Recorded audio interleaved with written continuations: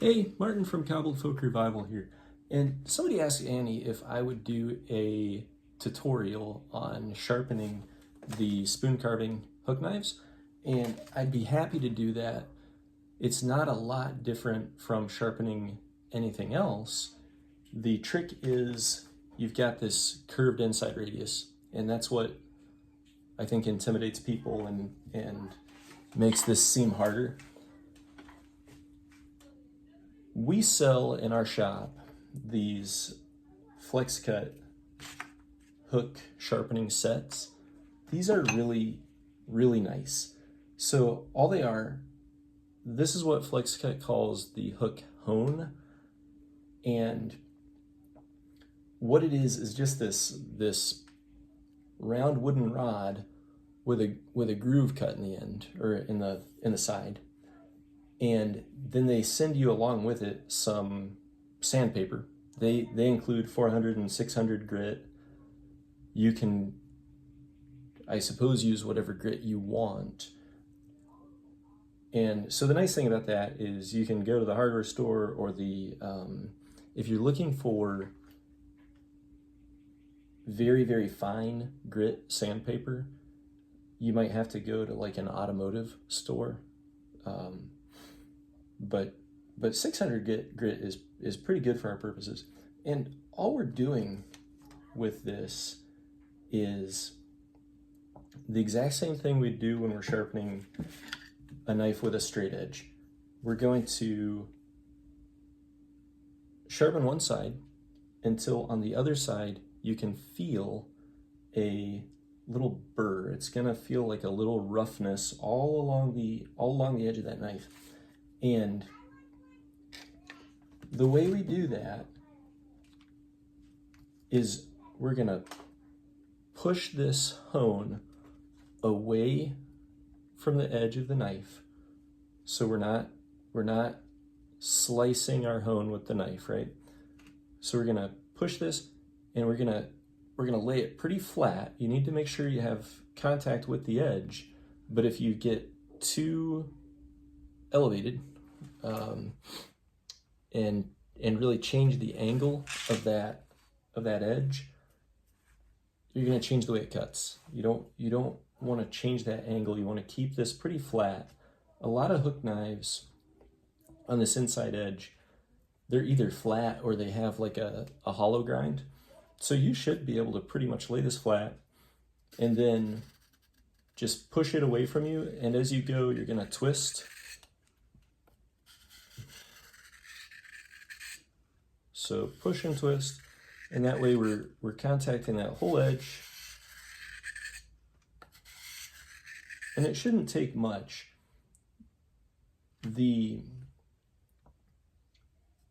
knives, the edge shouldn't get too damaged. You know, it's not like chopping wood with an axe and you accidentally hit a rock. I mean, you're using these in a pretty controlled way on materials that shouldn't have any surprises for you. So we're gonna feel, and I've already got a burr. This knife is already pretty sharp.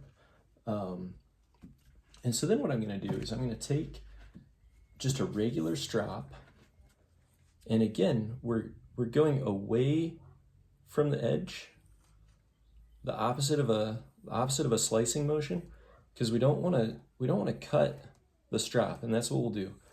And so now with this flat strap, this is just one that I didn't make. This particular one. It is handmade though by a friend of mine, and I've made lots of straps like this.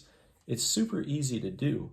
You're just gluing a piece of leather to a piece of wood, and I'll make a video.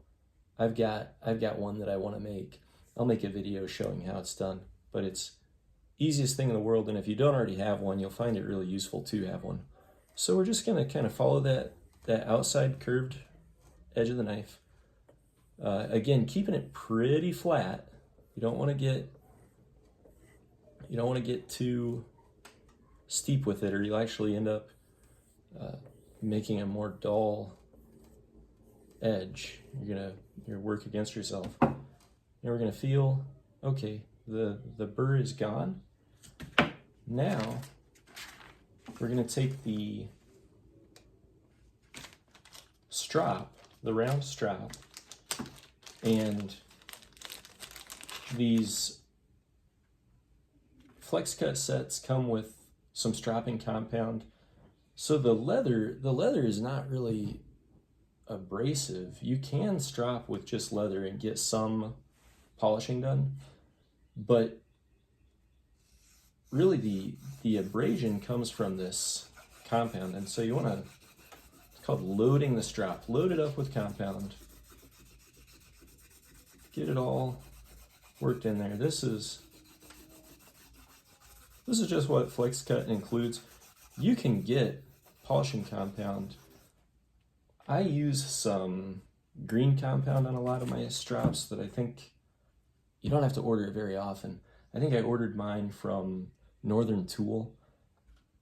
I also use sometimes just polishing compound from the hardware store. They keep it in the same section of the store as like the grinding wheels, and it's all gonna work. It's all gonna give you a good sharp edge. So I loaded up my strop. I'm gonna again push it through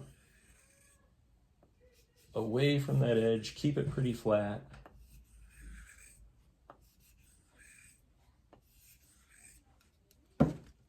And then just gonna kind of feel, make sure we don't still have a burr.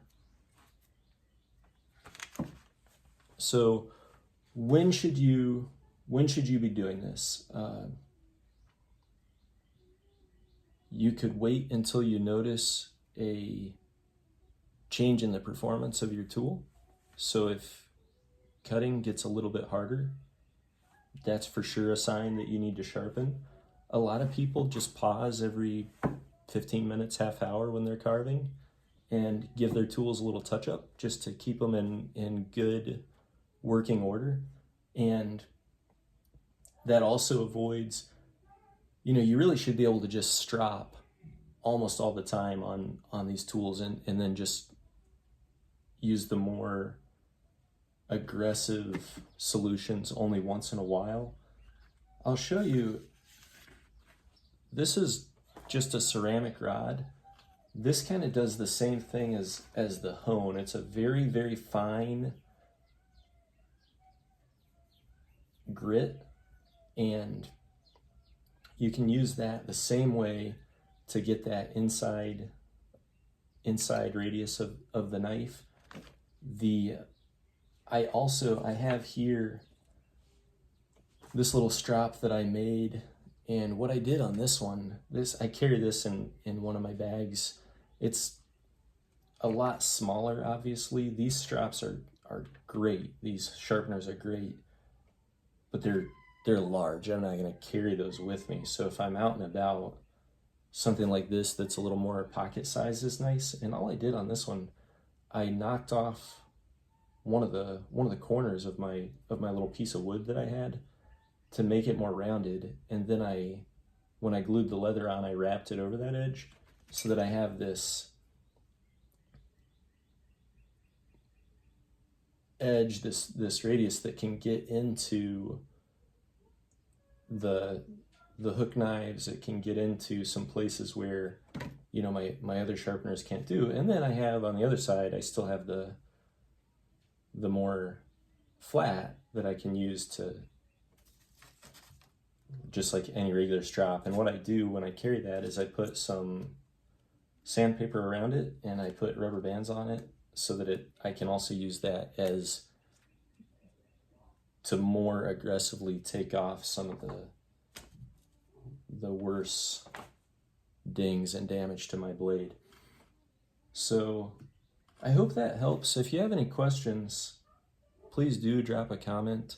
I'm happy to clarify anything that needs it, and good luck with your carving.